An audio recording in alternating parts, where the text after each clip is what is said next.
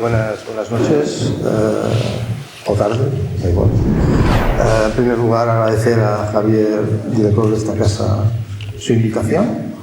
Sin duda fue para mí una sorpresa y, francamente, yo, hablando con Javier, no esperaba que me va a pedir que hable de primeros pobladores de Extremadura. Pues no, fue de Atapuerca, lo cual está muy bien y lo cual es muy interesante. Yo estaba reflexionando cómo empezar a presentar el tema.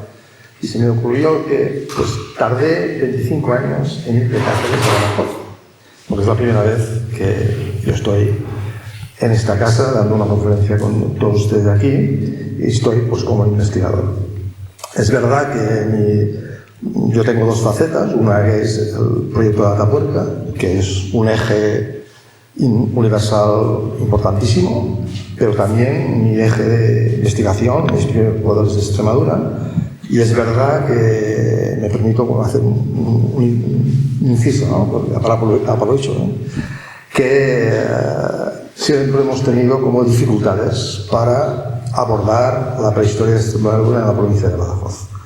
Espero que en el futuro eso sea adentrado, ¿no? Porque realmente es muy interesante. Bueno, es verdad que hemos trabajado un poquito en Mérida, pero falta todo ese suroeste tan importante y tan conectado con toda la parte atlántica, etcétera, etcétera. Bueno, no me alargo más. Hoy he venido a contaros en qué es importante Atapuerca. Probablemente ustedes han oído hablar de Atapuerca, de Lomo Anteceso, de lo importante que es ese yacimiento.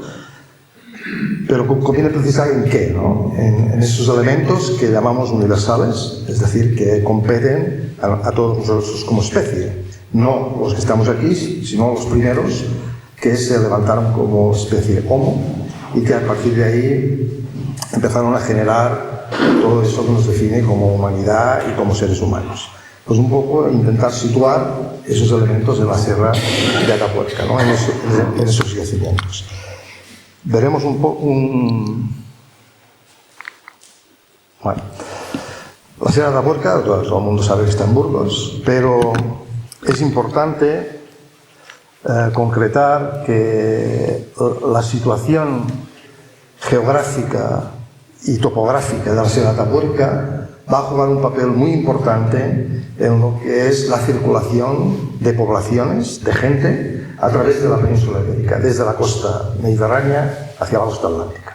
Eso es gracias a ese corredor, que es el corredor de la Bureba, que conecta la cuenca del Ebro con la cuenca del Duero. Por lo tanto, estamos en una situación de interconexión.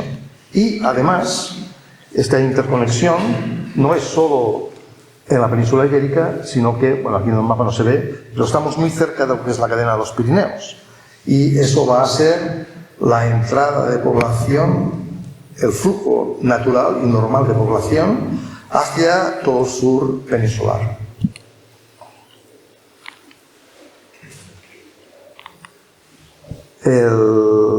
Este es un mapa que nos cuenta un poquito la salida de África hace 1,5 o 1,8 millones de años. Esta circulación es en ese sentido, la población de todo lo que es toda la parte asiática, y desde la placa del Próximo Oriente, pues la población, el desplazamiento de población hacia la colonización de Europa a través del Mediterráneo y la parte central europea.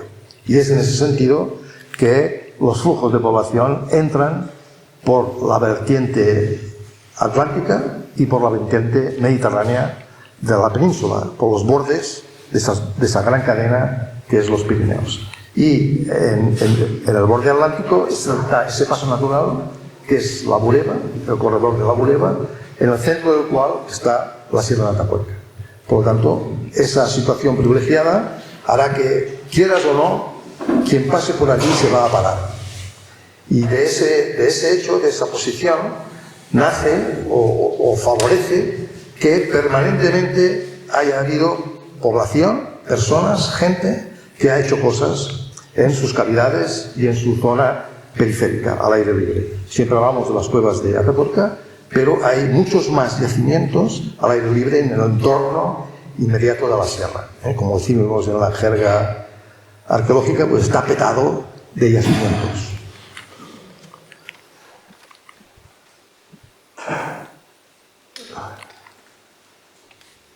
No sé si voy para adelante o para atrás. No. Vale. La Sierra de Atapuercas, en ese contexto del corredor de la Moreva, es un espacio privilegiado en diversidad de entornos. Y esa diversidad de entornos se traduce en oportunidades. Es decir, que no hace falta ser especialista en algo, sino que eres como no especializado y te vas a beneficiar de todo aquello que puedas encontrar en un entorno diverso. Tenemos la zona de bosque de galería asociada a un curso de agua que hay, a un río, ¿vale? Tenemos la zona de pradera, zona abierta, en la que pastan pues, los caballos, los bisontes, etcétera, etcétera. Tenemos las zonas de bosque bajo, en lo que hay pues, ciervos, conejos, en fin, todo tipo de animales de esos ecosistemas. Y tenemos las cuevas.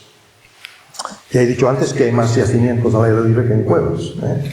Los humanos no somos cavernícolas, sino que usamos esos espacios básicamente para protegernos y básicamente para tener un entorno protegido, para llevar a cabo nuestra actividad básicamente social, no económica, sino social, ¿vale? Por lo tanto, sí que se usan, pero no es el entorno, vamos a decir, normal del hábitat humano. El hábitat humano es al aire libre. El hecho de que esas cuevas se utilicen es para nosotros, arqueólogos del siglo XXI, un hecho extraordinario, puesto que en ellos se conservan todas las cosas abandonadas, toda la basura generada por estas poblaciones. Tenemos que pensar que hablamos de grupos que son más o menos móviles, es decir, que tienen una cierta movilidad, transitan, ¿vale? Y en ese tránsito hacen lo mismo que hacemos nosotros. Cuando vemos algo en el suelo, lo cogemos y lo ponemos en el bolsillo. Y cuando llegamos a casa, lo dejamos encima de la mesa y ahí se queda, ¿vale? Pues esta gente hacía lo mismo. Iba por el territorio, para arriba y para abajo, cogía pues, materia prima, piedras que son bonitas, sílex, calizas, cuarcitas, etcétera, etcétera, huesos, lo que sea, y todo esto lo llevaba al yacimiento, en ese caso a la cueva. Y allí lo dejaba, lo soltaba, y eso es lo que nosotros recuperamos. Y con eso somos capaces de hacer ingeniería inversa y ver de dónde proceden esos materiales e incluir los circuitos de movilidad de estas poblaciones. Por eso esa diversidad de ecosistemas es un hecho que no es propio de muchos yacimientos, sino que son espacios muy concretos. Aprovecho para decir, siempre poniendo una cuña a favor de Extremadura, que en el Cabildo de Cáceres tenemos una situación similar a la Sierra de Atapuerca. Son lo que nosotros llamamos islas bióticas, es decir, espacios privilegiados en los que hay mucha diversidad ecológica y que realmente ayudan y favorecen que las personas que transitan por esos lugares se queden, permanezcan, se instalen y nos hagan llegar hasta nosotros pues, todo su bagaje técnico, cultural, social, simbólico, etcétera, etcétera. No. Vamos a ver un poquito qué es Atapuerca, porque vale, yo creo que hablando de la sierra, un repaso rápido, porque probablemente ustedes lo han visitado, o lo conocen, o lo han leído. ¿Vale? Es una situación excepcional, un caso, yo diría que de estos típicos de que pues, alguien construye o tiene necesidad de transportar carbón desde la Sierra de la Demanda hasta Burgos, Villafría, porque ahí hay una placa ferroviaria y esto va hasta Cantabria, y en Cantabria se ponen barcos y por esos barcos se va hasta los Altos Hornos ingleses, ¿vale? Una compañía inglesa explota ese carbón.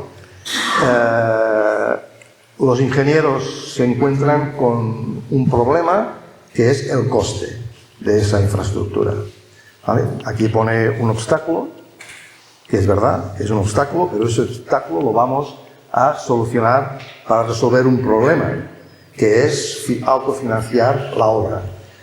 La trinchera, la caliza de la trinchera, se vende para construir edificios en Burgos y de esta forma se amortiza la obra. Es obvio que cualquier ingeniero hace pasar el ferrocarril por aquí.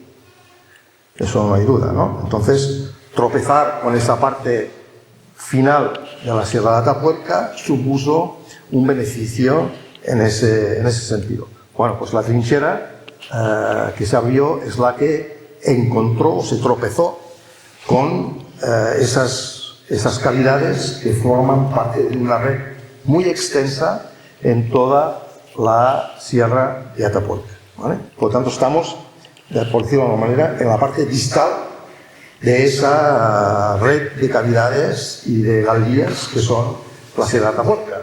Y hemos explorado, en ese sentido, pues hemos explorado un 1% quizás, muy poco, ¿vale? Por lo tanto, queda mucho potencial por descubrir. Nosotros sabemos que ese potencial existe, porque lo hemos radiografiado, hacer una tomografía del suelo, y sabemos que hay cavidades en toda la zona de la Sierra de Atapuerca. La historia de los yacimientos arqueológicos es una historia que tiene su tiempo, es una historia que tiene sus personas, sus actores, y no es fruto de un azar, sino que es una construcción científica para intentar conocer cómo es o en qué consiste el comportamiento, la forma de vivir de esas poblaciones que llamamos cazadores-recolectores y que son anteriores a la gran revolución del Neolítico. El inicio, los inicios antes de la trinchera del ferrocarril son trabajos de cantera. Los canteros iban allí a coger piedras, como hizo la trinchera del ferrocarril. Hacían lo mismo, cogían un frente, sacaban bloques y lo vendían para hacer edificios. Y en ese trabajo muy artesanal, pues encontraban tanto agujeros con huesos y con elementos de eso así, y esos huesos siempre, o muy a menudo, se ponían en paquetes y se enviaban al Museo de Ciencias Naturales de Madrid, donde había los especialistas, porque en esa época era prácticamente el único museo en el que se podían estar ciencias naturales. En el año, después de la trinchera del ferrocarril, empieza a haber más actividad científica, y esa actividad científica llega hasta el año 1973 con el descubrimiento de la primera mandíbula humana, ¿vale? Esto va a marcar un antes y un después en el interés de ese lugar. Tenéis que pensar que los fósiles humanos son fetiches, y a mí me gustaría continuar encontrando muchos, porque es realmente excepcional poder encontrar restos humanos de nuestros predecesores, ¿no? Encontramos sus restos culturales, pero cuando encontramos físicamente a la persona, la asociación pues coge un valor mucho más importante. ¿Sabemos quién ha hecho esto? Es la gran pregunta y el gran problema que tenemos en muchos momentos de la prehistoria, ¿no? Que no sabemos quién ha hecho estas cosas. En cambio, pues en Atapuerca podemos asociar esta cultura material con estas personas, con estos homínidos.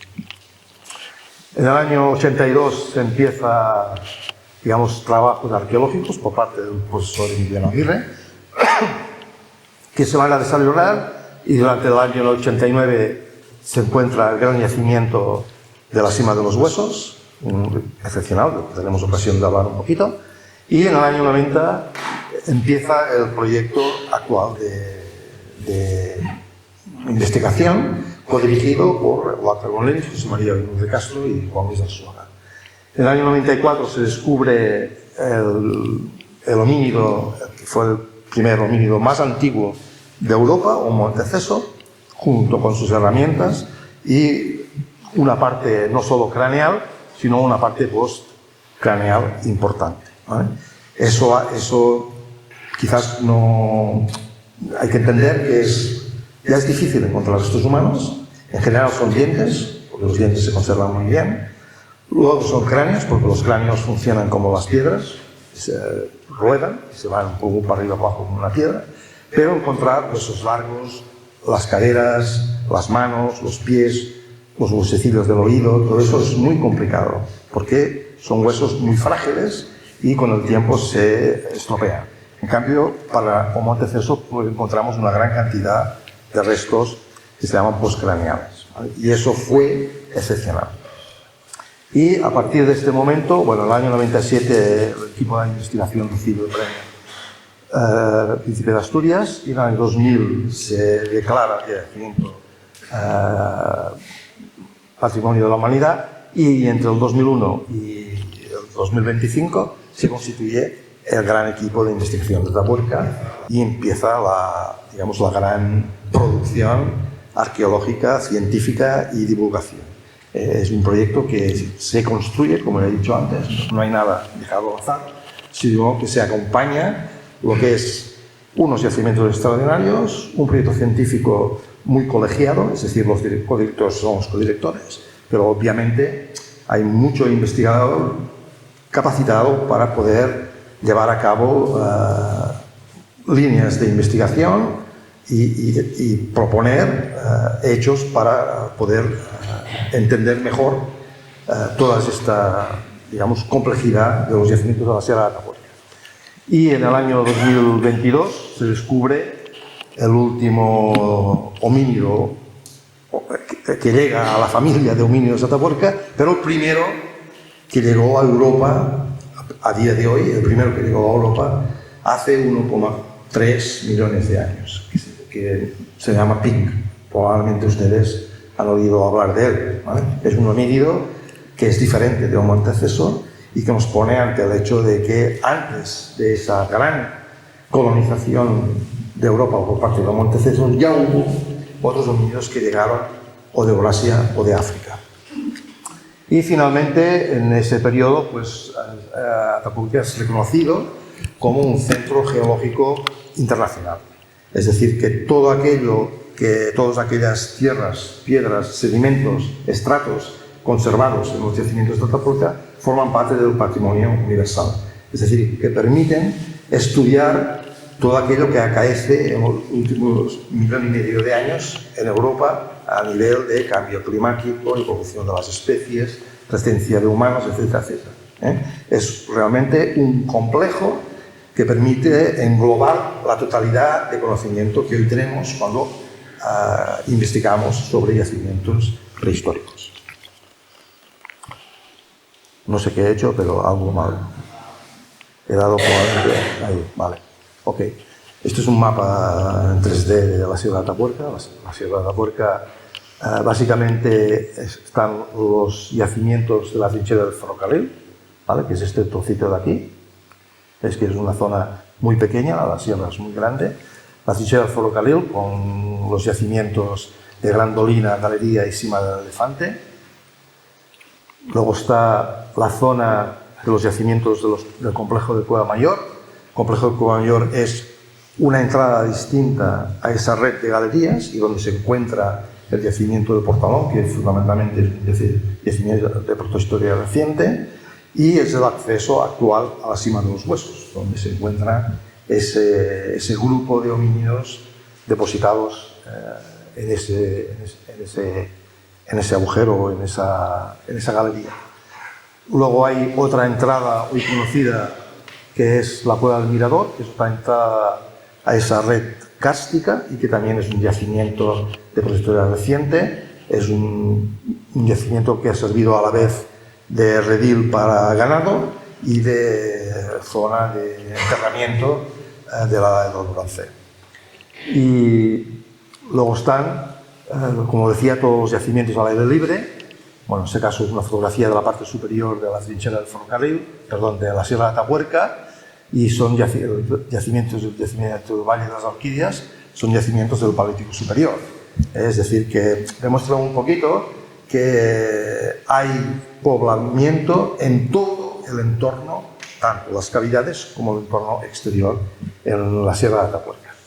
Pero nosotros nos centraremos en la trinchera del ferrocarril y nos centraremos especialmente en la Cima del Elefante. La Cima del Elefante es el yacimiento más antiguo, el depósito geológico y los restos culturales más antiguos de la Sierra de Atapuerca, con ese homínido que se llama Pink, que es un Homo habilis erectus. Y luego tenemos el complejo de Galería, que es un yacimiento intermedio en ese paleolítico medio con los neandertales etcétera, etcétera. Y luego tenemos el yacimiento de la Grandolina, que es donde se descubrió por primera vez el Homo antecesor y que es el depósito más completo de todo el cuaternario de todo el último millón de años en Europa. Por lo tanto, todo esto configura, en este pequeño espacio, configura una perspectiva temporal diacrónica desde hace 1,4 hasta aproximadamente unos 250.000 años. Por lo tanto, vemos que en ese pequeño recorrido tenemos sintetizada toda la prehistoria europea.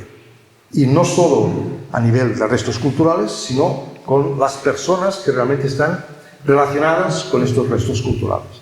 Y esa es la gran diferencia entre el yacimiento de la Sierra de Atapuerca y otros yacimientos de la prehistoria que son muy importantes, porque claro, no estoy diciendo que otros yacimientos no sean importantes, pero que las condiciones de la Sierra de Atapuerca son realmente muy especiales.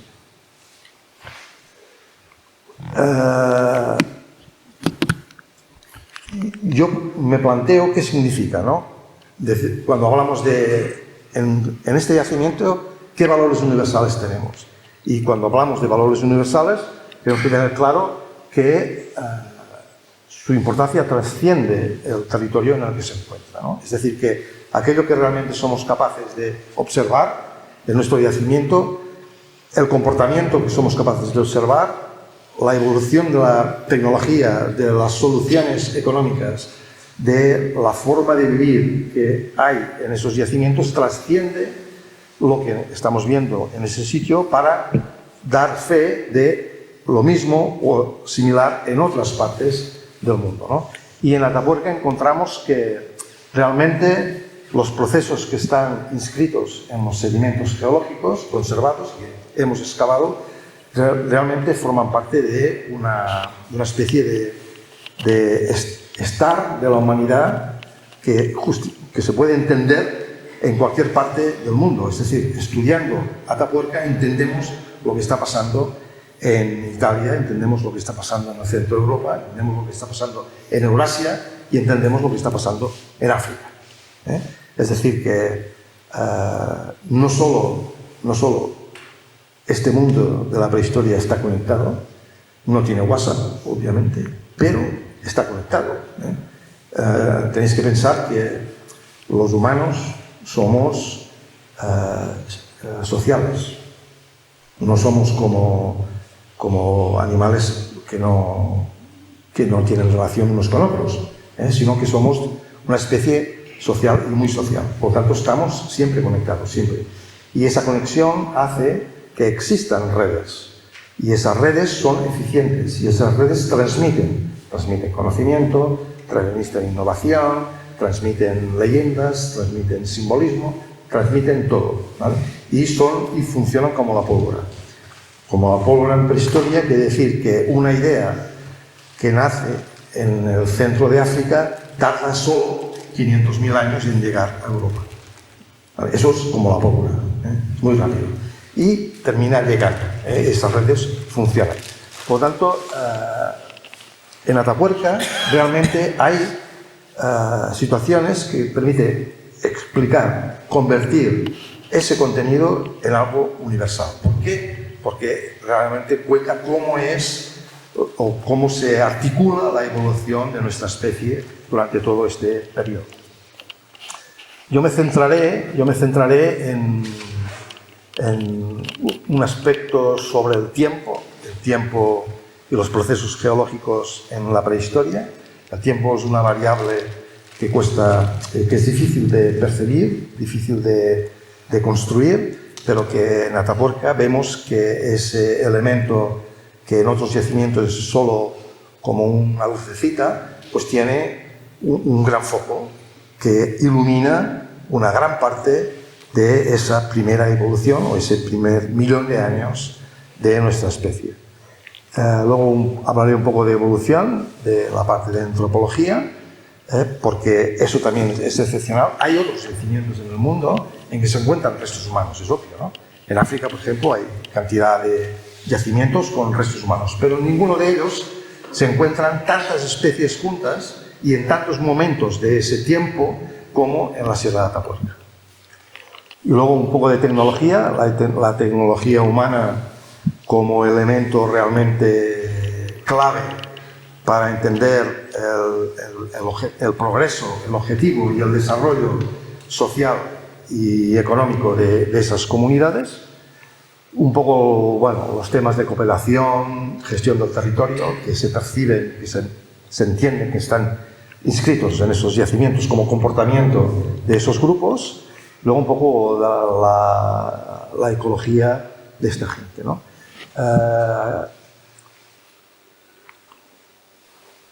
Como ya he dicho, el tiempo es una variable difícil de articular y difícil de imaginar, ¿no? Y nosotros trabajamos ese inicio de la ocupación de los yacimientos de la Sierra de Atapuerca hace 1,4 millones de años y vemos como tenemos casi una línea continua de progreso que nos permite estudiar desde el punto de vista evolutivo la totalidad de los cambios que afectan a un grupo humano, que sean propios de la especie, la evolución biológica de la especie, que sean del tipo cultural, económico o social, ¿vale? Y nos acercamos en el yacimiento del Mirador, que os he dicho antes que es un yacimiento de prehistoria reciente, hasta prácticamente la época actual, ¿vale? Por lo tanto, en ese entorno es donde vamos a practicar una disección de ese tiempo en base a los restos arqueológicos y a los restos biológicos que encontramos.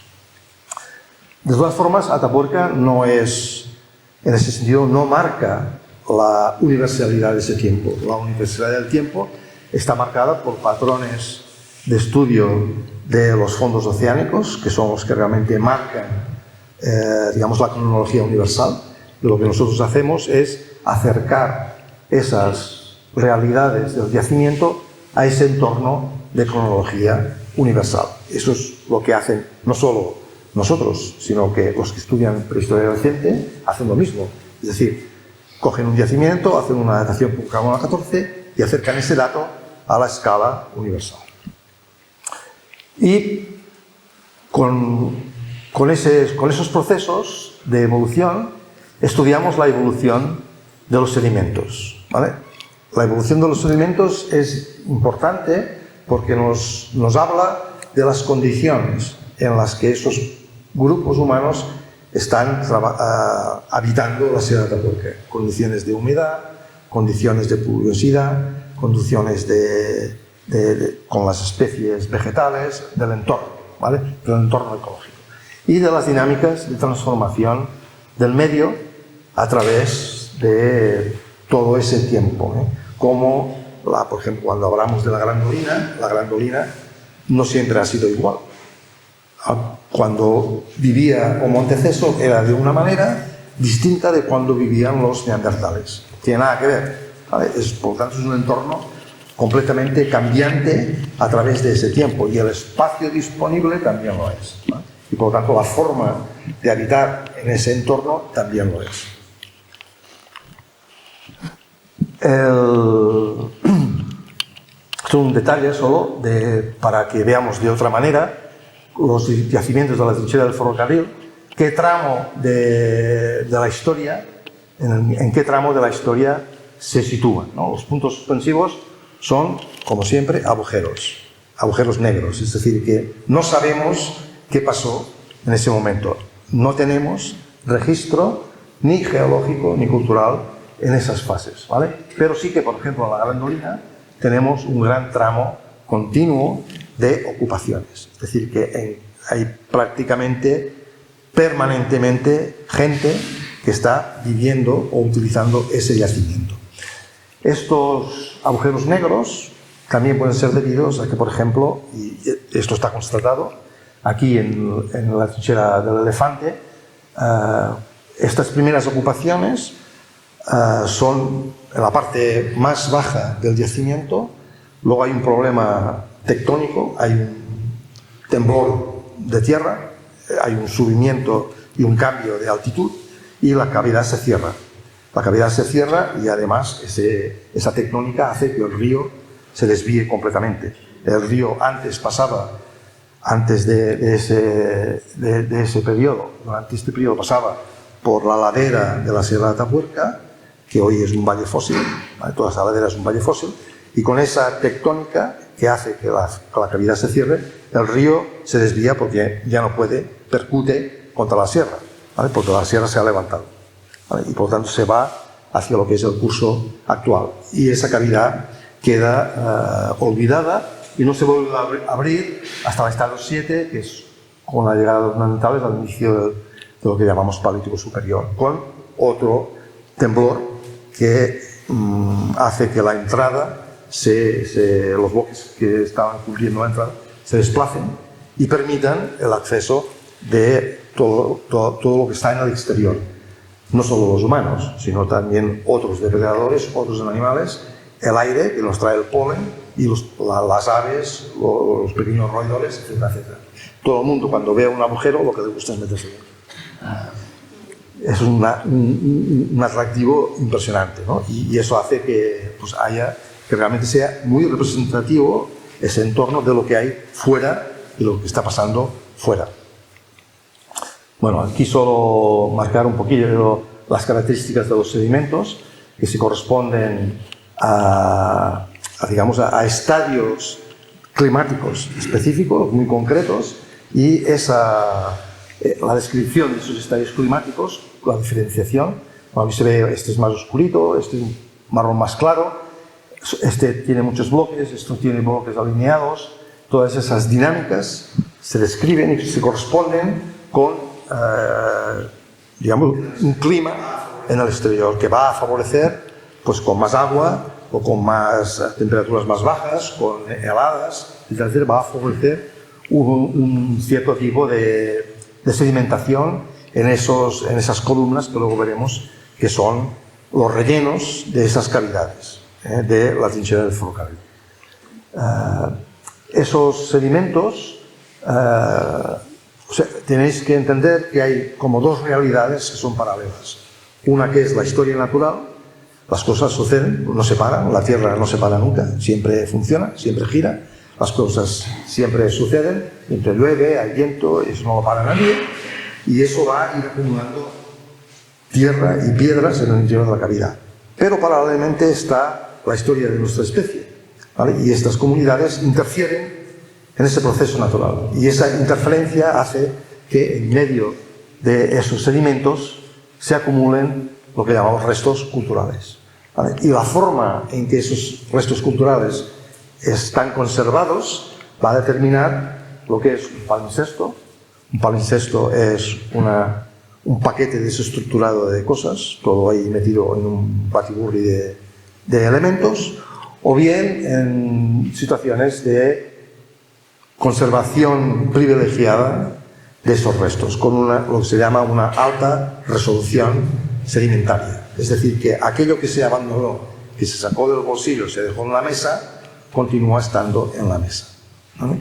Y eso son pues situaciones que se llaman de baja energía, ¿vale? El enemigo del arqueólogo en general, el gran enemigo del arqueólogo es el agua.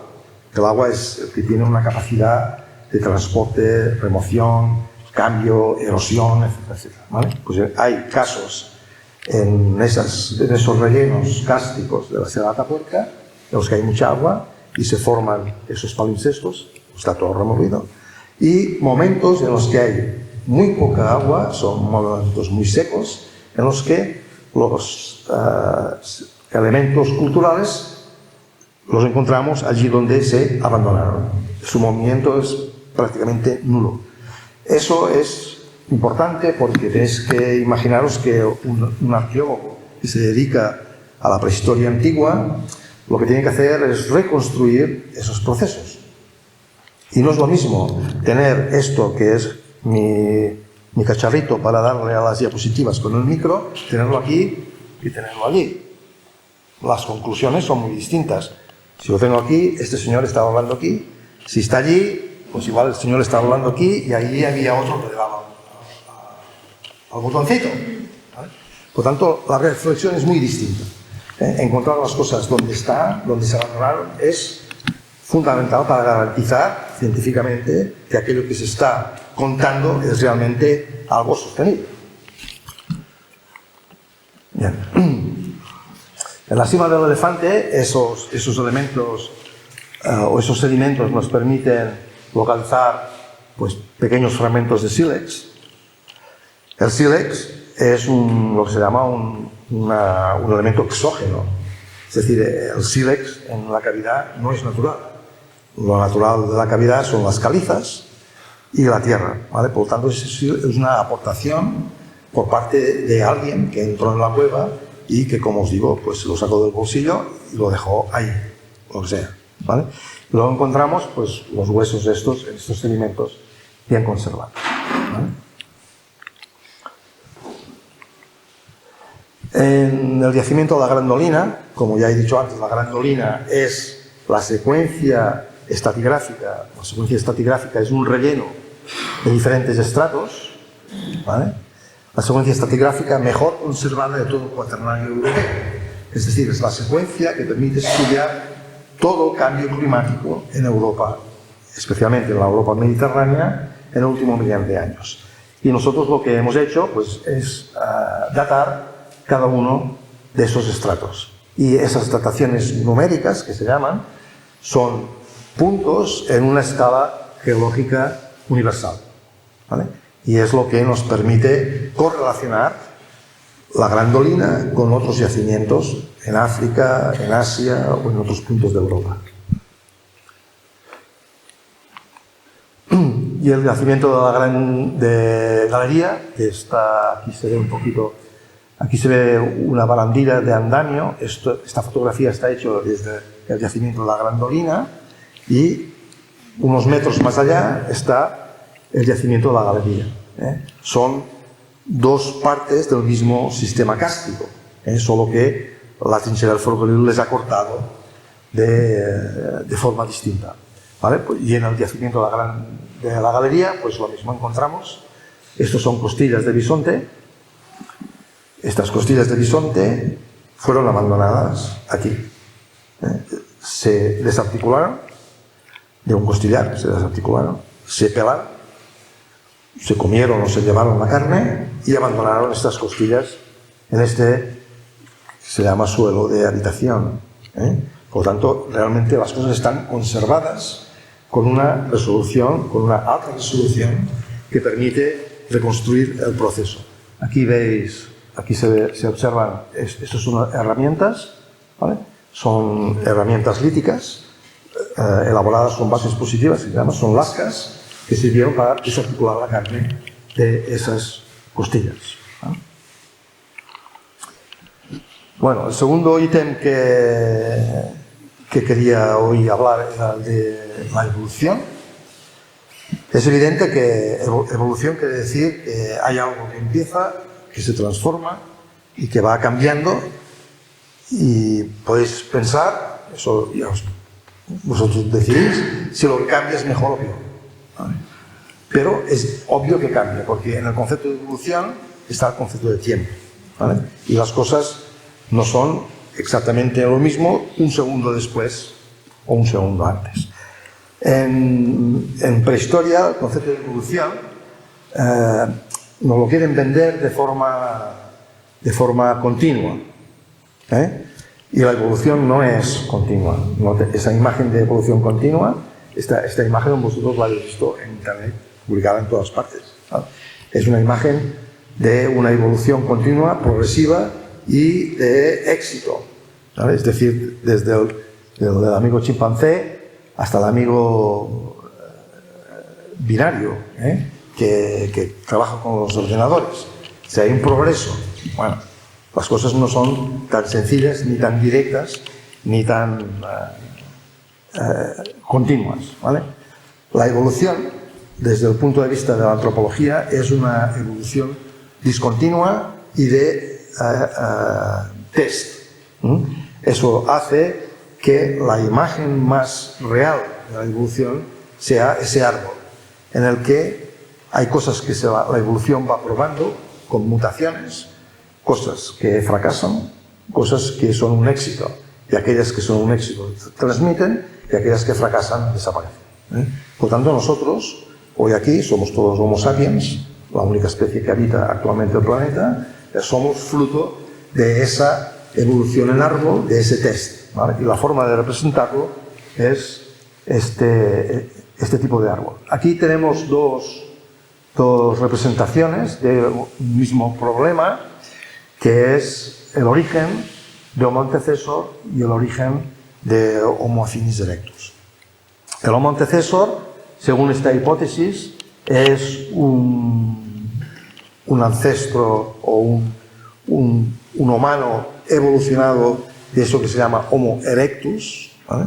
Homo erectus, tenéis que pensar que Homo erectus es la especie que los paleontropólogos utilizan para cuando no saben qué es Homo erectus. ¿Vale? Es el cajón ese en el que cabe todo, ¿vale? Y que está en la base de nuestra evolución, ¿vale? Sería este señor de aquí, ¿vale? Está en la base de nuestra evolución. Desde ese erectus aparecería o evolucionaría, es una hipótesis, Homo antecessor, que es el primer homínido que hasta el año 2022 pensábamos que era el primero que llega a Europa. Y lo hace desde la parte euroasiática, ¿vale? No desde la parte mediterránea. Y en esta hipótesis vemos que Homo antecessor está aquí como aparcado. Homo antecessor es un test de la evolución, un test sin continuidad. ¿Por qué? Porque en esta hipótesis somos capaces de decir que Homo antecessor es el ancestro de los neandertales, y en esta hipótesis no somos capaces de decirlo porque tenemos problemas de asignar continuidad a la morfología de esos cráneos y de esos restos antropológicos, ¿vale? Pues el debate es siempre el mismo. Lo que sí que tenemos claro es que en Atapuerca podemos prácticamente identificar todos los segmentos de la evolución humana a partir de Homo erectus, no antes. Todo lo que está antes de Homo erectus está en África, ¿vale? Que es una evolución que solo sucede en África. Cuando el primer Homo erectus sale de África, probablemente sea con ese homínido que hemos encontrado en el año 22 en Atapuerca, que llamamos Pin, popularmente, y que asignamos a la especie Homo habilis erectus. ¿Por qué habilis? Porque nos parece que es un erectus, pero no lo sabemos seguro.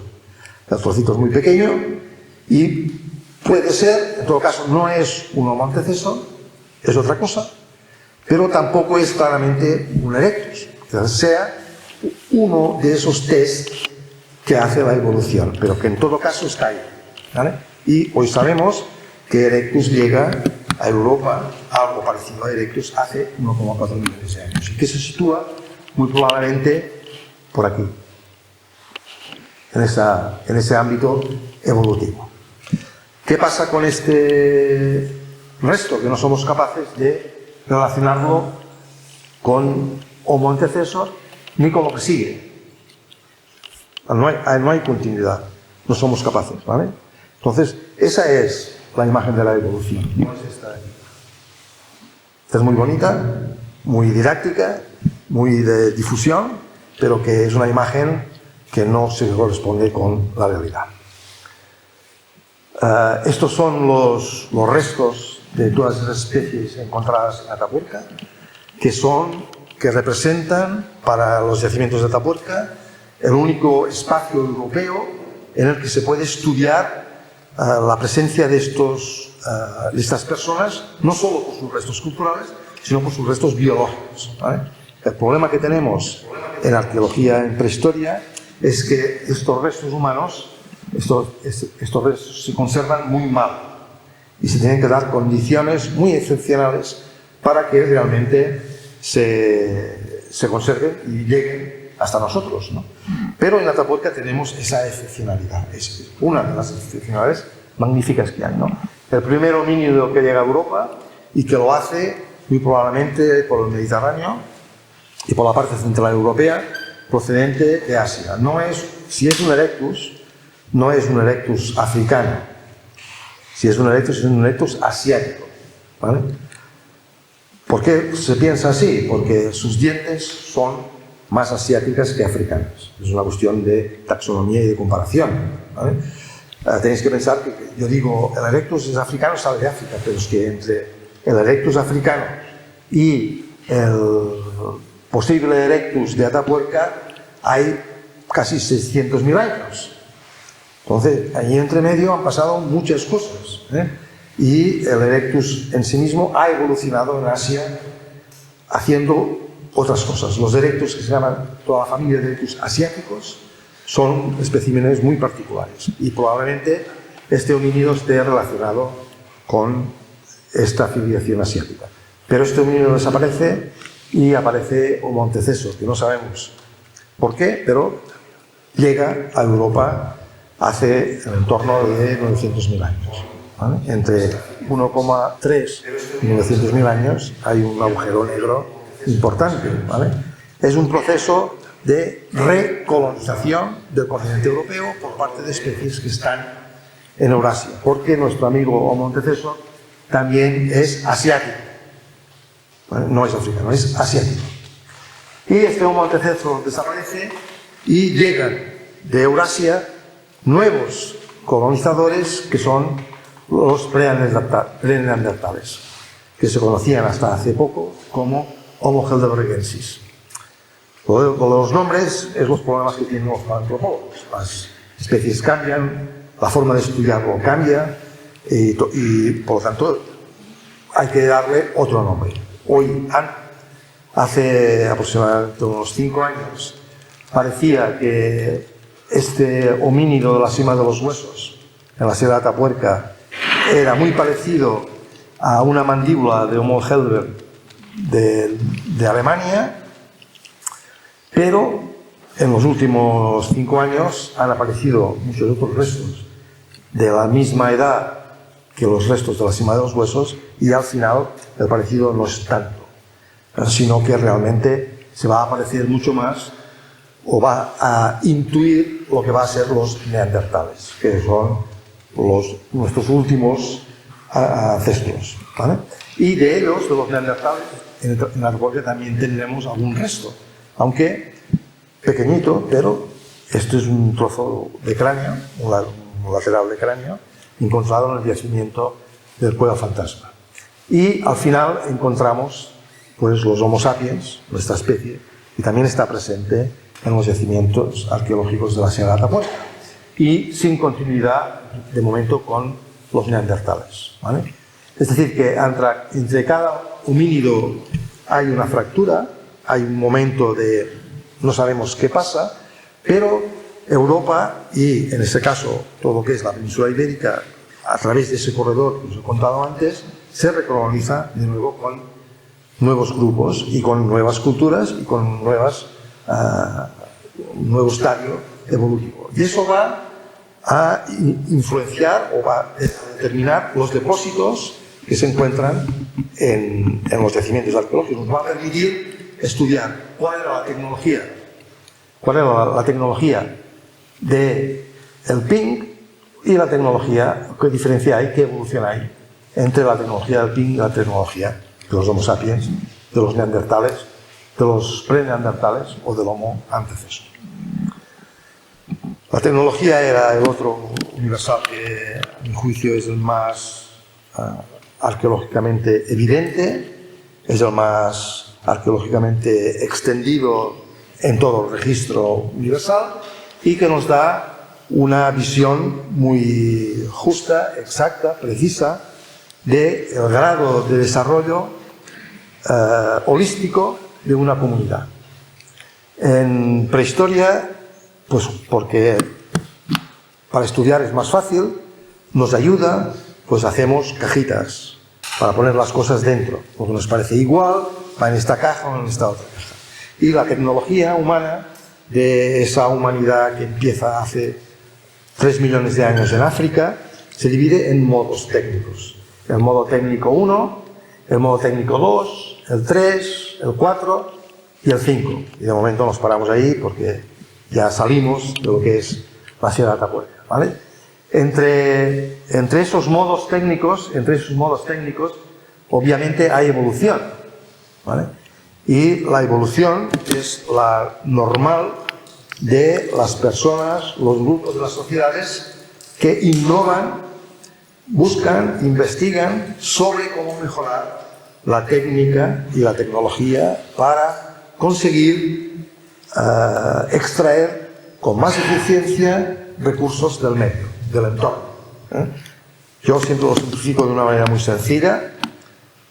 El objetivo final de todo esto es poder comer cada día y, si es posible, 3 veces al día, ¿vale? Y en ese objetivo trabaja la humanidad desde hace 3 millones de años, en conseguir esto.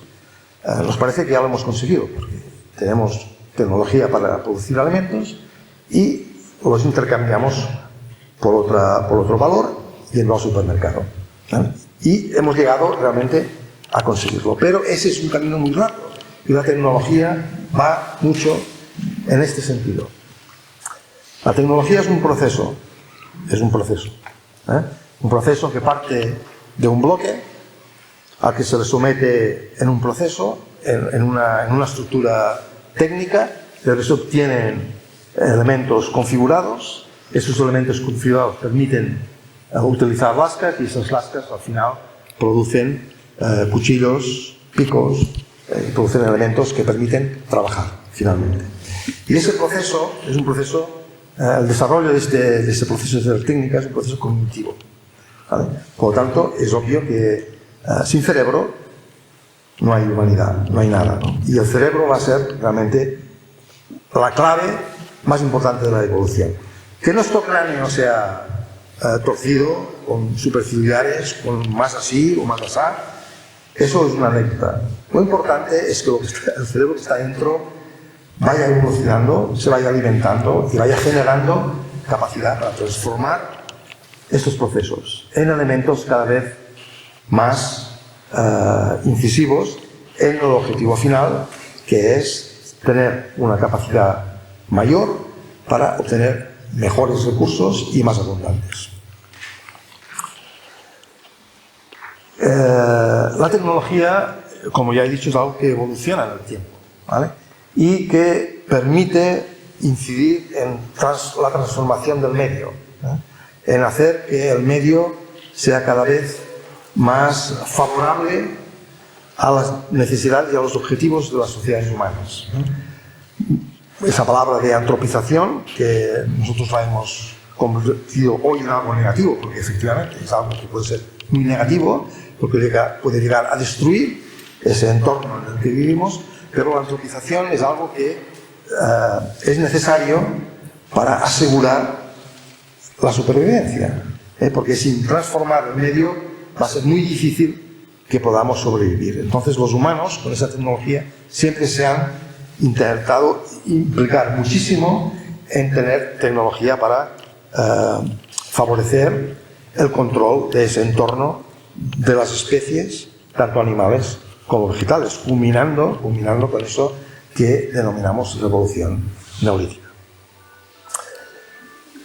Previsión, programación y secuenciación son elementos claves que nosotros estudiamos en la tecnología lítica para entender el proceso de complejidad o el crecimiento del cerebro, ¿vale? El cerebro va a ser, como ya he dicho, el elemento clave que nos va a dar la dimensión de cada una de las especies con su cerebro, lo que ha aportado, lo que ha sido capaz de innovar y de cambiar en la construcción de esa tecnología que es la tecnología humana. En los tiempos que estamos hablando es básicamente lítica, pero no solo lítica, puesto que los humanos trabajan al mismo tiempo la madera, el hueso y la piel. Tenemos pruebas de ese uso diverso de materiales. Por lo tanto, estudiar el cerebro va a ser un hecho importante, porque el cerebro tiene una cosa que es como la inteligencia artificial. Todos hemos oído que la inteligencia artificial necesita ser necesita aprender. Se le tiene que enseñar a hacer algo. Pues el cerebro necesita aprender también. El cerebro no sabe las cosas, sino que tiene que experimentar. Y experimentando encuentra soluciones. La inteligencia artificial hace lo mismo, hay que aprenderle, y cuando aprende y sabe algo, encuentra soluciones. Y el cerebro es esto. Y, poco simplificado, pero en realidad funciona de esta forma, ¿no? Entonces, cada especie aporta en esa evolución de ese órgano volumen, por ejemplo, aporta volumen. Ahora sabemos que el cerebro de los prehumanos es pequeñito y que a medida que van apareciendo nuevas formas de humanos, el cerebro tiene tendencia a crecer, desde grande, hasta que llega al cerebro de los neandertales. El cerebro de los neandertales es tan grande que ya no sabe cómo aguantar, se va a caer. Y tiene que encontrar una solución. Y pues no hay otra, es hacerse pequeño. Pero claro, si te haces pequeño, es como si te cortan el brazo o pierdes elementos, ¿no? No puede ser. ¿Cuál es la solución? La complejidad interna. ¿Más neuronas? No. Menos neuronas, pero más complejas, ¿vale? Y en ese proceso son los saltos de la innovación, ¿vale? Y eso, evidentemente, tiene un tiempo. Y ese tiempo es el tiempo que vemos inscrito en las especies en Atapuerca. Todas esas especies que hemos visto. Que cada una de ellas nos ha dejado una impronta de su grado de desarrollo técnico. Y su grado de desarrollo técnico es su grado de desarrollo social y biológico, y de su cerebro. Y los paleoantropólogos estudian el desarrollo y las características de sus cerebros, porque tenemos en Atapuerca una parte fundamental que es el endocráneo, es decir, la parte interna de nuestro cráneo. Y podemos ver las circunvalaciones de esos cerebros y estudiar esos cerebros, la complejidad supuesta de esos cerebros. No podemos estudiar las neuronas porque no se conservan, pero igual un día lo conseguimos. En la Gran Dolina, en ese yacimiento de la trinchera del Ferrocarril, tenemos inscrito en su parte inferior el modo técnico 1, que está asociado a ese homínido que se llama Homo anteceso, ¿vale? Y ese modo técnico 1 es básicamente, aquí pone base positiva, eso es lenguaje técnico, es una lasca, ¿vale? Cuando tú das un golpe en una piedra sale una lasca, y esa lasca tiene un filo cortante, ¿vale? Fundamentalmente, veis aquí el porcentaje, es un sistema técnico que va orientado a obtener lascas, y esas lascas sirven para cortar, ¿vale? A pesar de esas lascas, bueno, pues hay algunos elementos de golpe, sirven para golpear, romper huesos, cosas así, pero son minoritarios. El sistema es un sistema orientado a obtener lascas de los soportes o los núcleos, ¿vale? Eso es básicamente el modo. Luego estas lascas pueden estar retocadas. Es decir, que primero haces la lasca, luego coges la lasca y haces lascas más pequeñas. Y haces otra generación de lascas. Esa es la idea. Y esas lascas más pequeñas dejan una parte negativa inscrita en la lasca que forma como una sierra, ¿vale? Pero la sierra es un invento paleolítico para cortar, no es un invento moderno, es un invento de hace como mínimo 2,5 millones de años, ¿eh? Esto es un filo cortante en forma de sierra con el lascado de una lasca, ¿vale? Que son estas de aquí. En el yacimiento continuo a la galería, que lo sitúa en la parte superior cronológicamente, estudiamos el modo técnico 2. El modo técnico 2 supone una gran evolución, es que son soportes ya más grandes, son lo que se llaman bilaterales y faciales. Los homínidos, los preneandertales, con su cerebro un poco más grande, ya han conseguido una cosa extraordinaria. Voy a ir un poco atrás. Bueno, este objeto y estos objetos se detallan aquí. Es decir, que no necesitas verlo, sino que realmente solo necesitas darle un porrazo para sacar una lasca. Se detallan aquí. Son lo que se conoce como visión bidimensional, ¿vale? No tienes una visión periférica del objeto. Eso es Homo anteceso, un cerebrito así. Luego viene el preneandertal con un cerebro ha salido una burbuja y ¡pum!, se ha hecho grande. Y con su cerebro grande coge este cacharro, esta piedra, y la saca fuera. Y la ve en 3 dimensiones. Ya la puede tallar en todos los sentidos. Puede construir nuevos paradigmas técnicos, como los bifaces, los picos, las raideras, en fin, objetos ya más evolucionados para probablemente trabajar una diversidad de materiales más importante e incidir de otra forma en el proceso de los recursos de alimentación y de gestión del entorno y del medio. Por lo tanto, en ese salto biológico hay un salto técnico, porque el cerebro permite evolucionar y mejorar esas tecnologías.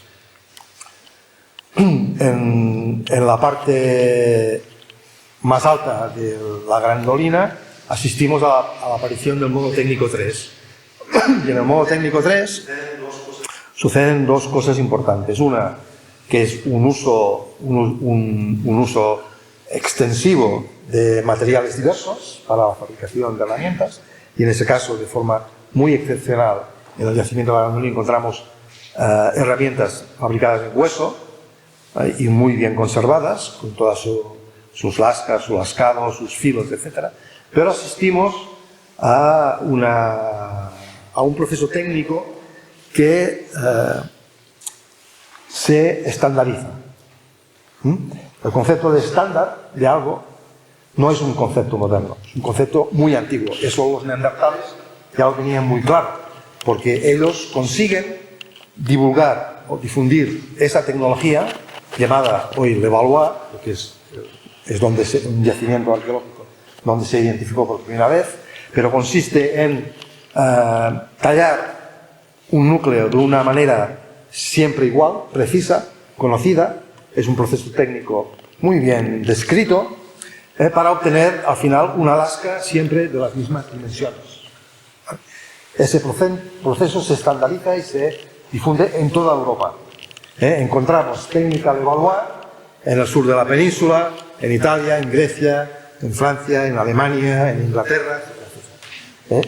Por lo tanto, el mundo de los neandertales, que es el que desarrolla el modo técnico 3, difunde por primera vez un estándar técnico, ¿vale?, de una forma muy clara, que se elabora igual en cualquier sitio. Puedes tener un yacimiento arqueológico con un baturrillo de cosas talladas, de formas diversas, pero de golpe y porrazo, si tiene esa cronología, como la grandolina, encuentras la lasca Levallois, hecha siempre de la misma forma, ¿vale? Y ese estándar o ese concepto de estándar es el que se difunde en el modo técnico 3.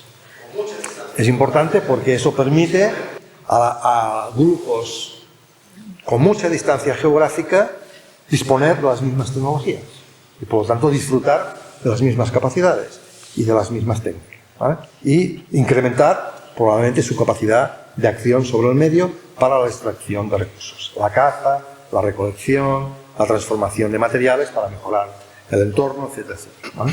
Por tanto, es un hecho remarcable que la preocupación para la elaboración de elementos técnicos no pasa solo por mejorar una herramienta, sino por definir un estándar y hacer que ese estándar se distribuya a través de las redes sociales. Las ideas circulan como la pólvora a través de esas redes y llegan a todas las partes de Europa por primera vez hace 300.000 años durante el desarrollo del modo técnico 3.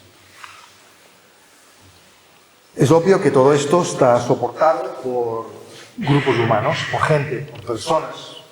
Y estas personas conviene también conocerlas, saber si es posible que piensan a través de cómo se gestionan los restos, cómo se instalan, cómo construyen su entorno social, qué actividades hacen, ¿no? Entonces tenemos el aspecto del espacio social, que es una construcción. Los humanos somos sociales, es obvio, pero no siempre hemos tenido la misma actitud social, siempre hemos sido igual. Un homo antecesor no construye su espacio social de la misma forma que nosotros, los homo sapiens. Es diferente, tiene algunas características diferentes. Y eso va cambiando con el tiempo y lo vemos a través de todos los yacimientos de la Sierra de Atapuerca. Podemos verlos desde 1,3 millones de años hasta prácticamente la actualidad. Luego vemos que esas sociedades manifiestan, a través del estudio de sus restos culturales, manifiestan actitudes de cooperación. Nosotros entendemos que es cooperación porque no se pueden realizar según qué actos de caza. Por ejemplo, no se puede cazar un mamut una persona sola. Es imposible. O sea, vosotros imaginaros lo que cuesta ir detrás de cualquiera de esos bichos. El bicho se gira, te pega un trompazo y sales volando. Por lo tanto, cazar esos elementos que están cazados, porque sus restos están en los yacimientos arqueológicos, solo se entiende con la cooperación de varios individuos. La cooperación en algunos yacimientos debe ser mucho más extensa, debe incluir varios grupos y algún clan, y realmente es una cooperación muy extensiva en ese sentido. Y luego, obviamente, se reparten los beneficios, ¿vale? Se reparten los beneficios. Y estos beneficios se reparten de forma solidaria. Lo entenderemos un poco por qué, ¿no? Pero no solo todo el mundo come, para entendernos. Es decir, no solo aquellos que van a cazar.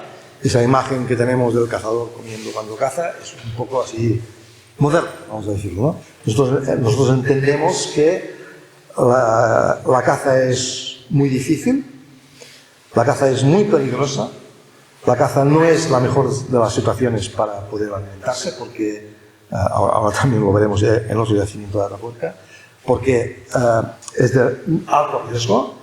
Darse un trompazo, darse un corte es muerte segura, ¿eh? O sea, no hay ni mercromina, ni alcohol, ni grasas. Por lo tanto, la cosa va en serio, ¿eh? Y por lo tanto son actividades que hay que hacer con la cabeza. Y al final de esas actividades, en las que participa todo el mundo, de forma solidaria, se reparten. Hay personas que sabemos que no participan en esas cacerías. Ahora veremos por qué lo sabemos. Y luego está el territorio, ¿vale? No tenemos que pensar que las comunidades humanas son ignorantes. No les interesa lo que pasa en su entorno, sino que es todo al revés. Lo conocen muy bien, porque si no lo conocen bien, no podrán sobrevivir, no podrán cazar, no podrán saber dónde están los recursos y no podrán hacer que sus recursos pues o vuelvan o se queden. Por lo tanto, hay una tendencia a conocer muy bien no solo territorios, sino las especies que hay en ese territorio. Saber cuándo se van, cuándo llegan, qué modo de vida tienen, cómo se les puede cazar mejor, cómo se les puede aprender mejor.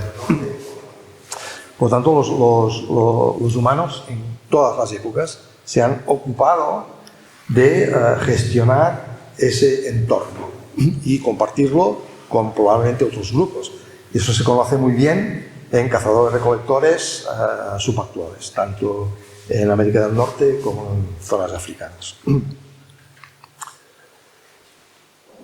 Sabemos que los habitantes del Homo antecesor era un homínido que iba regularmente a esas cuevas, a lo que hoy llamamos Grandolina, y que, como he dicho antes, paseaba por un entorno realmente distante que nosotros hemos calculado hasta de unos 30 kilómetros alejado de las cavidades. Y lo sabemos porque trazamos la presencia de materia prima en el yacimiento, lo que antes os he dicho, ¿eh? Si yo voy por el monte, cuando veo algo que me gusta, aunque voy a necesitar, lo pongo en el bolsillo y me lo llevo a casa, ¿vale? Pues analizando y estudiando los elementos líticos, las piedras de los yacimientos arqueológicos, sabemos por dónde pasaron o dónde estuvieron esos humanos. Porque si encontramos este tipo de sílex, cogemos un mapa geológico, hacemos prospección en el territorio y encontramos los posibles sitios origen y calculamos la distancia, ¿vale? Y sabemos pues que un Homo antecesor pasó por allí yendo o intentando ir a la Grandolina y se llevó un trozo de sílex, de ese sílex. Por lo tanto, hay un conocimiento del territorio y una gestión de ese territorio que es realmente importante. En el nivel de la grandolina TD10, creo que fue en 2012, durante la excavación de 2012, se descubrió un gran suelo de habitación, que se llama un suelo en el que se acumuló, hay más restos óseos que sedimento, hay más restos óseos que tierra, y es una aportación realmente excepcional de este tipo de huesos, que son básicamente huesos de bisonte, ¿vale? Por lo tanto, hay una cacería muy especializada a esta especie, en este momento, en la grandolina, ¿vale? Por lo tanto, hay una organización y esta gente tiene que conocer muy bien dónde están estos bisontes, por dónde pasan y cómo se les caza, cómo se les atrapa y cómo se les procesa, cómo se les despieza y qué partes hay que llevarse porque nos van a alimentar. Hay partes que no es posible llevarse. Por ejemplo, las patas de adelante no tienen suficiente carne. No me voy a llevar a cuestas algo que no me va a alimentar. Me voy a llevar las partes de atrás, que tienen los músculos más gordos, ¿vale? Hay una selección, ¿vale? Una selección en base a una necesidad. Y en la Sierra de Atapuerca pues, hemos tenido la suerte de ese gran yacimiento que es la Sima de los Huesos, ¿vale? La Sima de los Huesos decimos que es una familia, no es una familia, es una forma de hablar de que es muy probablemente la misma comunidad que está en ese entorno y que esa comunidad fue, a nuestro juicio, depositada ahí. Pero lo que me interesaba mostraros es este gráfico de aquí. Hay 4 grupos de edad. El primero son los que se mueren el primer año de vida, básicamente, los niños que nacen se mueren el primer año de vida, porque luego hay un agujero en esto de aquí, ya han superado el destete probablemente, ya se incorporan a comer normales, infantiles normales. Luego hay ese segmento de mortalidad, los de 11, 15, 16, 20, son los adolescentes jóvenes. Les pasa lo mismo que les pasa a nuestros adolescentes jóvenes. Ellos se iban probablemente o iban con los adultos a cazar y eran los que menos corrían, los menos expertos y son los primeros que cascaban, ¿vale? Y por lo tanto hay una mortalidad grande. Es como hoy cuando se le da una mobilete a un niño de 12 años porque ya ha hecho no sé qué de bien y pum, casca porque no tiene experiencia en la conducción o lo que sea. Ese es el método de máxima mortalidad. Luego están los adultos que se mueren de forma normal, morir normal, pero se mueren de forma normal. Y luego está este caso de aquí, de los superiores a 35 años. 35 años hace 450.000 años era como hoy en el 90, 80, 90. Es decir, que realmente son adultos muy longevos. Y esta gente no tiene ninguna función económica en el grupo. Esta gente no va a cazar. Los abuelos no van a cazar. Los abuelos no salen a correr. Los abuelos se quedan en casa y se ocupan pues, de los niños, o se ocupan de hacer tareas, o sencillamente son personas que tienen un conocimiento extraordinario sobre la geografía del entorno, las plantas, la medicina, lo que sea, ¿vale? Pero estas personas, como todos, comen.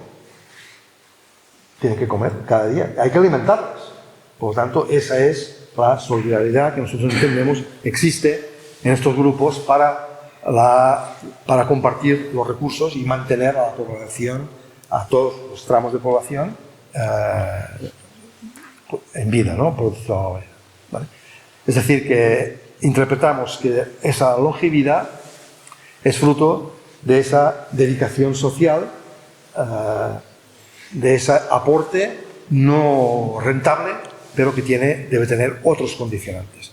Y toda esta gente, toda esta familia que tenemos aquí, pues probablemente forma parte de otra estrategia que es muy social, que es mantener el recuerdo de aquellos que han estado con nosotros, que forman parte de nuestro patrimonio social o de nuestra relación familiar o de lo que sea. Y para nosotros el hecho de que estos cuerpos estén depositados en este agujero de forma, digamos, completa, es decir, son cuerpos que no han sido desmembrados ni desarticulados ni nada, como veremos en el caso de Homo antecesor, pues nos dice que es una especie de depósito, no podemos decir enterramiento, porque excepto esta pieza, que es un bifaz, ¿vale?, que tiene unas características, aquí no se ve muy bien, pero esto tiene un color rojo extraordinario, con un contraste con el amarillo del córtex de la caliza, que es muy llamativo, ¿vale? Entendemos que esto es un objeto ex voto que acompaña a estos cadáveres y que realmente nos indica que estas comunidades ya practicaban eso que hoy llamamos geografía emocional. La geografía emocional es cómo identificamos en nuestro entorno aquello que nos vincula como comunidad. Hoy lo hacemos, por ejemplo, cuando nos movemos en coche. ¿Qué es lo que primero vemos cuando llegamos a un pueblo? La iglesia. Es que sobresale por todo y vemos la iglesia. Vemos, cuando vamos a un pueblo, ¿dónde vamos? A la Plaza Mayor, al bar y al ayuntamiento. Y esos elementos son lo que se llama geografía emocional, ¿vale? Y muy probablemente esta comunidad ya empezó a practicar de forma activa este hecho con este enterramiento. Obviamente no es la única, pero sí que es el único yacimiento hoy en día que tiene esas características, ¿vale? Y este tipo de pensamiento simbólico realmente se viene de la profundidad de la actitud de los humanos, ¿no? Porque porque somos sociales, intentamos no perder la conexión con aquellas personas que de alguna manera cambian de estado, dejan de estar vivas y mueren, ¿no?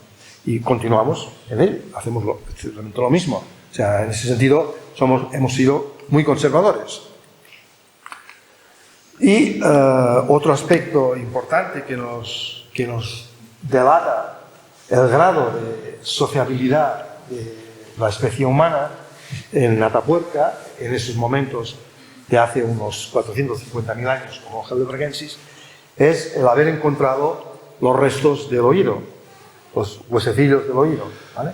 Y esos huesecillos, después de su estudio, después de haber modelizado y utilizado modelos informáticos para ver cómo se comportan ante el ruido y son capaces de entender algo y de desarticular, desempaquetar lo que alguien pueda articular como lenguaje, la conclusión es que estos huesos tienen las mismas capacidades que nuestros oídos.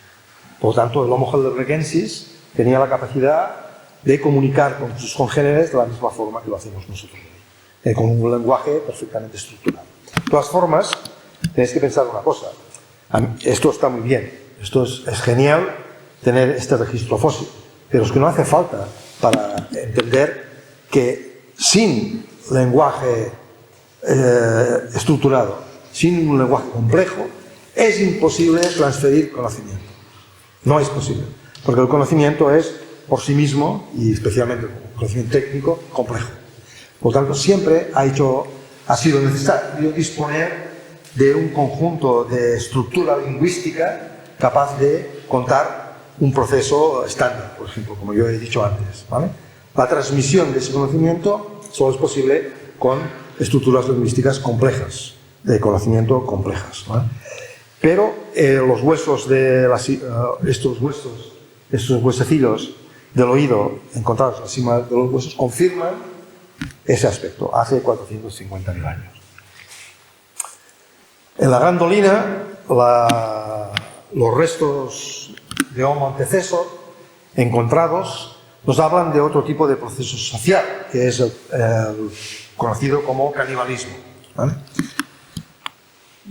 Quizás resulte extraño, pero el canibalismo es una cosa que se practica por parte de los humanos desde siempre.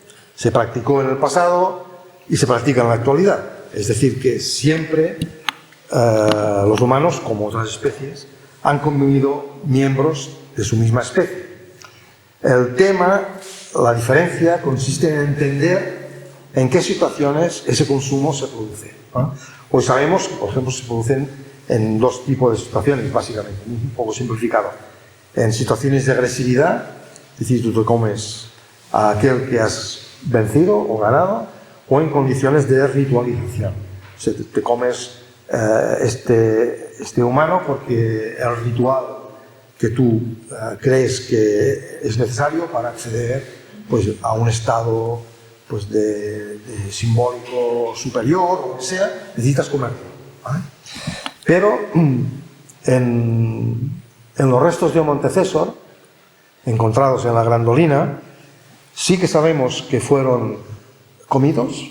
Lo sabemos porque encontramos en los huesos las trazas de desarticulado para romper los tendones, para sacar la piel del cráneo, escalpar los cráneos, desarticular todos los miembros. Encontramos todas esas trazas que son procesos de carnicería.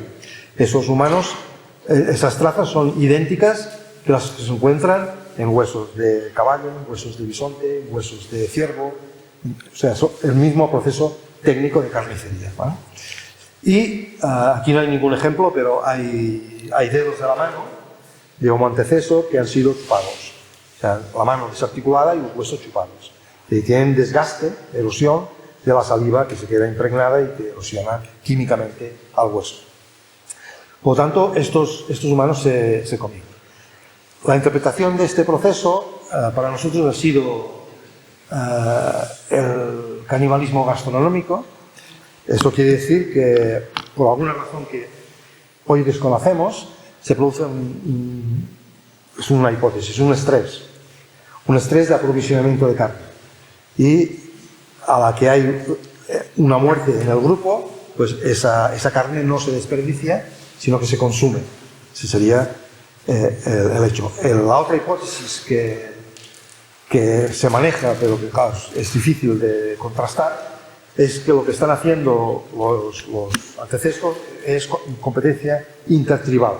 Es decir, si yo consigo comerme a los niños del grupo con el que compito, porque, no lo he dicho, pero todos estos elementos básicamente son adolescentes, son infantiles y adolescentes. Entonces, si yo me como a los cazo y los como, voy a hacer que el grupo desaparezca, porque no tendrá capacidad de continuidad, ¿vale?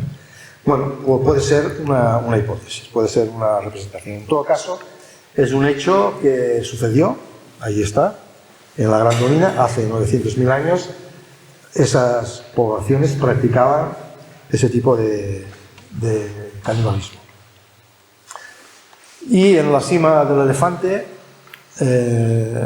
encontramos en su parte superior el único registro de fuego de hogar en los yacimientos de la Sierra de Atapuerca. Aunque parezca extraño, al lado de esa de esa riqueza arqueológica, cultural, etcétera, etcétera, nadie, ni el Erectus de la parte inferior de la cima del elefante, ni el pre-neandertal, ni el neandertal, los últimos neandertal, ni los primeros sapiens que estuvieron en Atapuerca, utilizaron el fuego para hacer algo, ni para iluminarse, ni para cocer, ni para hacer nada, ¿vale?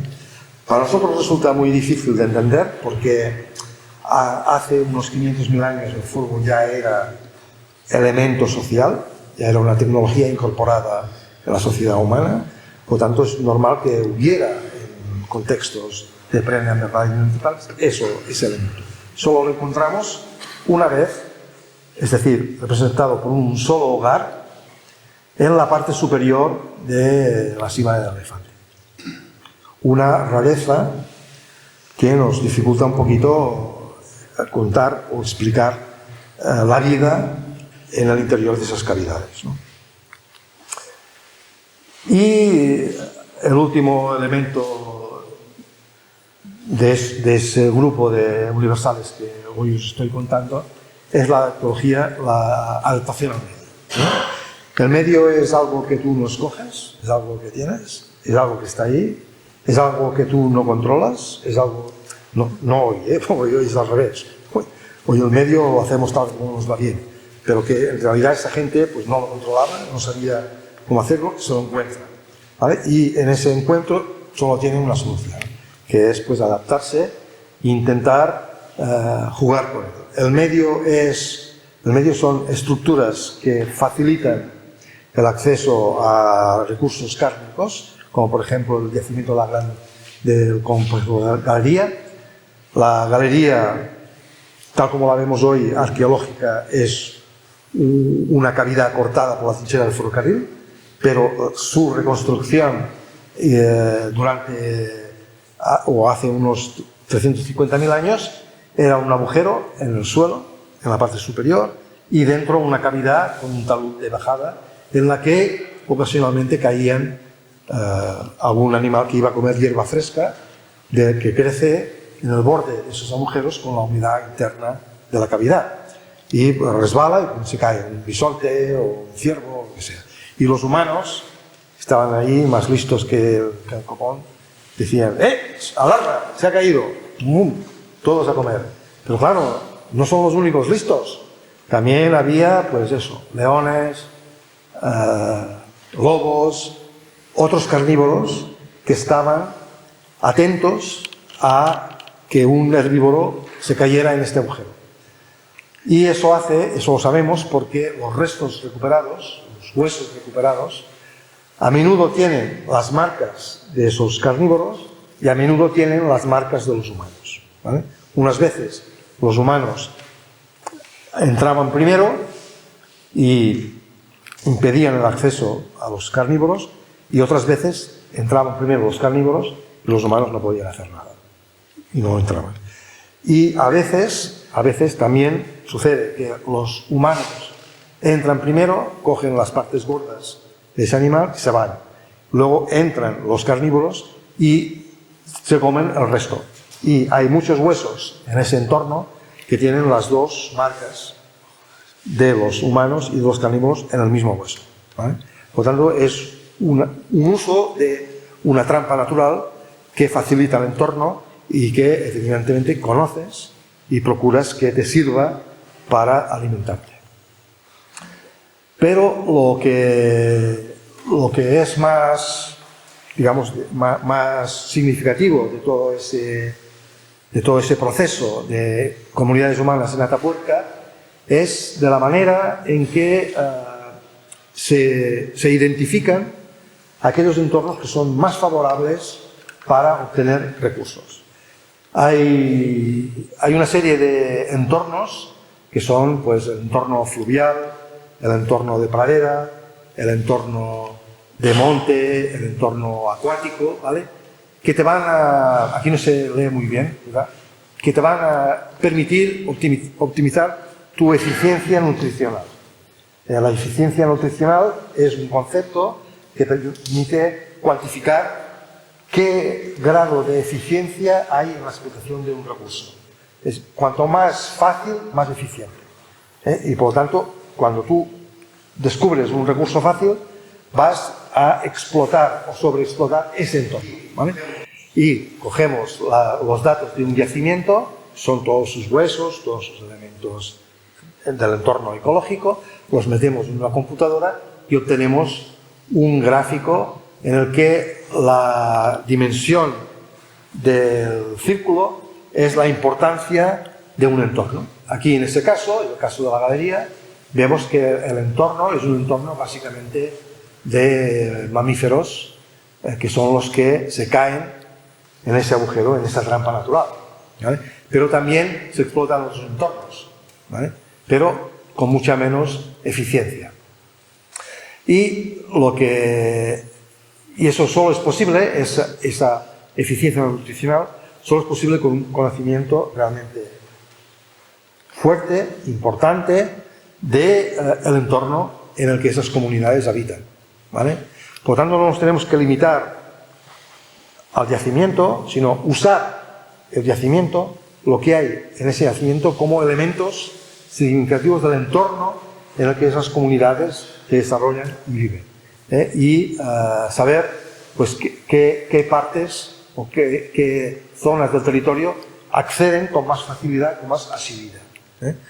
Y los yacimientos tienen su propia evolución geológica, como os decía antes, eso va en paralelo con la evolución humana, y en esa evolución geológica, que es el nivel TD6, son esos caníbales que se comían a otros humanos, son los homo antecesor, que ellos sí que vivían dentro de la cueva. En esos momentos la Grandolina era una cueva de verdad. Para entrar en la cueva tenías que pasar tenía una entrada, un pasillo, y ellos se metían un poco dentro y ahí hacían sus actividades. Pero aproximadamente unos 300.000 años después, cuando sucede la ocupación del nivel TD10 con los neandertales, la Grandolina todo esto de aquí se ha hundido y solo es un agujero al aire libre. Y lo que hacen los cazadores-recolectores es ocupar ese agujero grande, porque de alguna manera también continúa protegiéndolos del entorno para sus actividades sociales y económicas. Luego, finalmente, pues un poco recordar que uno de los elementos clave de los yacimientos de la Sierra de Atapuerca es que durante más de 1 millón de años se ha vivido en ese entorno, se ha construido humanidad en ese entorno, y que hoy nosotros podemos conocer en qué consiste esa evolución, cómo se manifiesta y cuáles son las adquisiciones que poco a poco esos grupos han ido innovando, haciendo, poniendo y modificando. Hasta hoy en día, que continuamos estando en la Sierra de Atapuerca, pero con otros objetivos. Y nada más. Gracias por vuestra atención.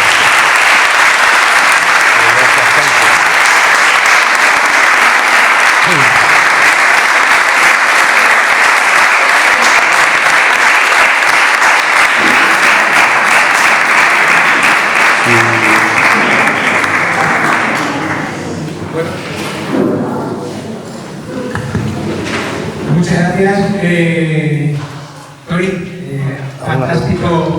Fantástico, yo aprendí muchísimo. Soy un auténtico ignorante, lo acabo de saber. Muchísimas gracias por la conferencia, que ha sido muy instructiva, y también de acuerdo conmigo en que es una sorpresa siempre dar cuenta, no solo por los proyectos, sino por todo lo que encierra cada uno de ellos. Si les parece, si alguien tiene alguna pregunta, se hace voluntario. Las organizaciones utilizan la mejor, decirles por favor que sea todo lo breve posible, pero si tiene alguien aquí que tenga una duda. Creo que sí. Yo estuve hace 3 años en Atapuerca, pero no sé realmente qué es lo que existe, si la Grandolina o porque es la principio de todo, no sé si ya... Probablemente visitó la trinchera del ferrocarril. Por lo tanto, probablemente estuvo en la cima del Elefante, que es el primer yacimiento que se ve. Luego se continúa y se ve la galería, o se ve la galería. Luego al final está la Grandolina, que es un andamio enorme que se ve, ¿no?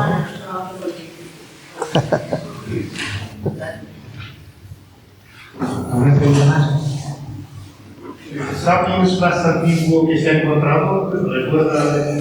No, en Atapuerca los sapiens son relativamente modernos. El más antiguo debe tener unos 25 o 27.000 años. Es moderno.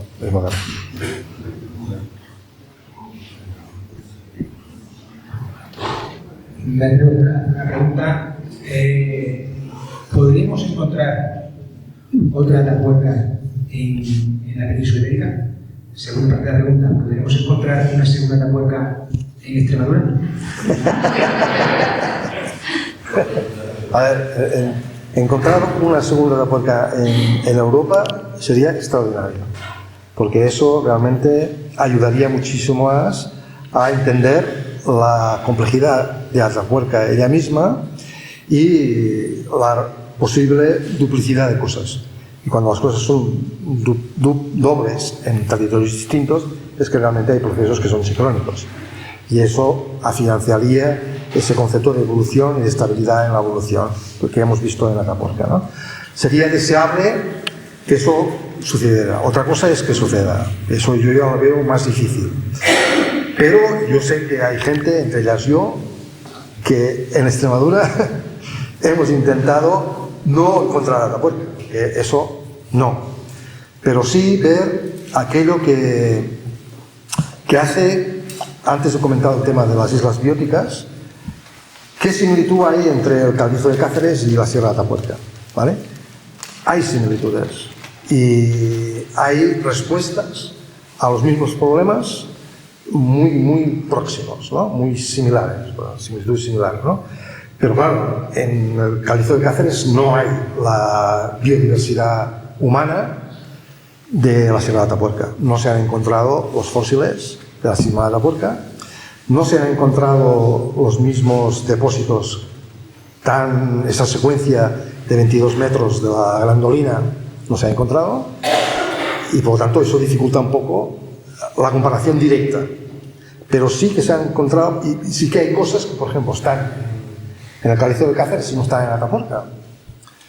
Por ejemplo, el achelense de la cueva de Santa Ana le da 1000 vueltas al achelense de la Sierra de Atapuerca. El achelense de la Sierra de Atapuerca es Chichinabo. El bueno está en la cueva de Santa Ana. El achelense de la cueva de Santa Ana es una de las secuencias achelenses mejor conservadas en cueva de toda Europa. Por tanto, lo que quiero decir con eso es que se tiene que ir rellenando huecos, ¿vale? Y el Calvizo es una apuesta para entender cómo funcionan esas zonas privilegiadas con mucha biodiversidad. Los cazadores-recolectores son móviles, tienen movilidad, es decir, son gente que de alguna manera va y viene, ¿no? Pero en Atapuerca está. En Atapuerca contradice esa hipótesis, ¿vale? Y el Calvizo de Cáceres contradice también esa hipótesis, ¿eh?